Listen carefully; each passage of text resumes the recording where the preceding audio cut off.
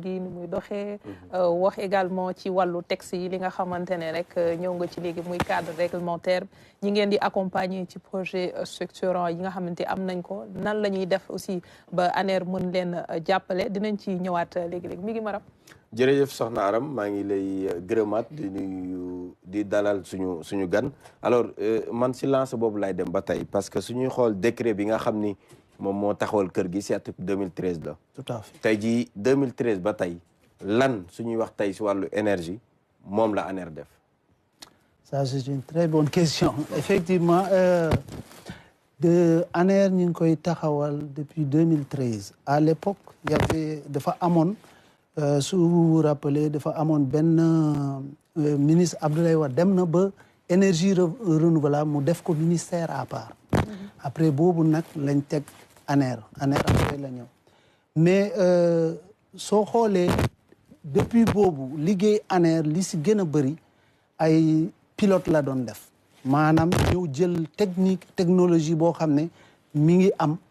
jël ko taataan ko tàggat ko xool ndax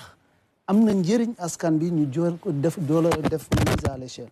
bon malheureux boo xoolee li si bëri ANER jotul def à mise à l'échelle si projet yu bëri par contre benn projet rek la def à mise à l'échelle mooy lampadaire solaire yi te boo gisee boo demee Sénégal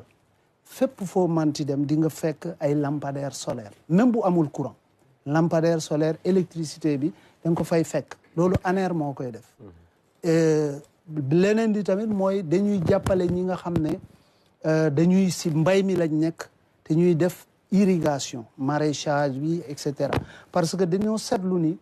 tey boo bëggee utiliser ñoom bu ñuy utiliser lépp loo xam ne mooy pompage ak diesel bi parfois lenn comme li si bëri si àll bi la dafay metti parfois coût bi dafa cher carburant bi dafa cher ba pare parfois même day arrivé ay kii yoo xam ne doo day def ay jours munoo am carburant bi ndax distance bi nga nekk ak li ñu koy jaayee ANER dafa ñëw nag samp lu ñuy wax pompage solaire maanaam da ngay jël panneau solaire yi def ko si naaj bi di pomper ndox mi loolu tax na ba kii yu bëri comme par exemple bananerie yu nekk Tambacounda dañ leen jàppale ba nga xam ne seen production dem na ba ëpp 30% par rapport ak lim seen facture courant bi wàcc ba lu toll ni moins 40%. Donc ça loolu c'est des exemples beneen bi yeneen secteurs yi nga xam ne mooy l'accès à l'eau parce que xam ngeen ni accès à l'eau tey boo xoolee si àll bi dafa métti forage yi boo amul solaire da ngay am difficulté day man comme si man si àll bi laa dëkk il est arrivé que ma dem si benn dëkk def 2 à 3 jours nga xam ne du ñu am ndox pourquoi ñu ne parce que carburant bi daa jeex wala jëndaguñu kii bi nu mu tuddati woyofal bi pour alimenter donc yooyu yëpp bokk na si leneen li nga xam ne mooy sunu liggéey mooy accompagner les infrastructures socio-communautaires infrastructures socio-communautaires yooyu mooy maanaam nan la ñuy def ba école yi ñu mën a école yi oui école yi waaw ba école yi ñu mën a am courant ba lépp loo xam ne par exemple mooy hôpitaux postes de santé les postes de santé très souvent nit ñi si àll bi da ngay gis poste de santé boo xam ne même lumière bu ñuy am pour maanaam parfois jigéen yi bu ñuy matal pour man leen accompagner duñ ko am ay bougies la ñuy taal et cetera ANER day ñëw si poste de santé yi defal leen ay kit solaire nga xam ne mën nañ si garder seen médicaments yi ay frigo yu ndaw mën nañ si am kii leneen li tamit mooy par exemple lépp loo xam ne mooy daara dañ leen di accompagner école yi dañ leen di accompagner parce que c'est vrai que bu ñu nekkee côté Dakar Thiès et cetera nit ñi dañuy fàtte ni am na ñoo xam ne ñoom ñu ngi si àll bi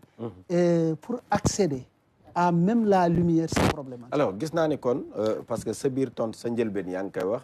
daanaka si secteur bii rek la ñu gis ay résultats. tout à fait lan mooy jafe-jafe yi nga xam ne moom nga doon junj sànq te développé ko. jafe-jafe soo xoolee su ma waxee jafe-jafe mooy maanaam tey boo xoolee Sénégal en terme accès à l'énergie mooy électricité ñu ngi toll si lu toll 85%. maanaam téeméer boo jël juróom-ñetti fukk ak juróom yi ñoo mën a accès si courant. mën a accès si courant. c'est l'accès. Mais boo demee y a des disparités. Par exemple boo ñëwee zone urbaine ay Dakar et cetera yaa ngi si ay 98%. mais boo demee si àll bi comme par exemple ay Casamance ay Tamba ay Kédougou mbir mi ngi wàcc ba ay lu toll ni ay 60 ay 35%. 35 ba 60%. donc ñun suñu liggéey lan li tax loolu muy metti c'est parce que tout simplement état bi réseau mooy alimenté très souvent les réseaux Sénélec mooy mën a alimenter dëkk yi mais boo jëlee réseau Sénélec bi mënu yegg fépp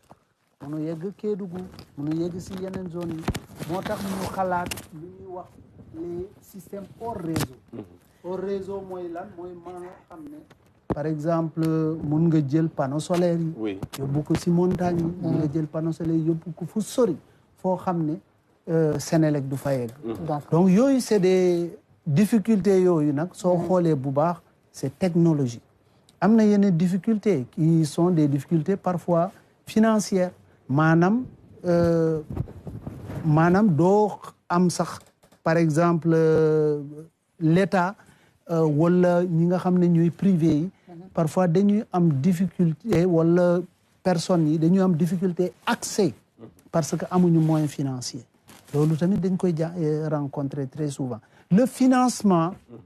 de l'énergie problème la pourquoi parce que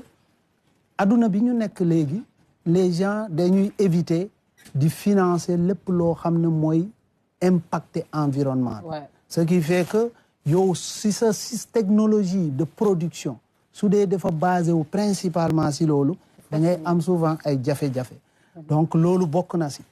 la facture le coût de l'électricité difficulté la il faut le reconnaître ak yeneen tey par exemple géopolitique bi avec la guerre en Iran loolu bokk na difficulté ñun ñëpp ñu ngi commencé tiit te loolu warul mais loolu dinañ si dellu après parce que loolu warul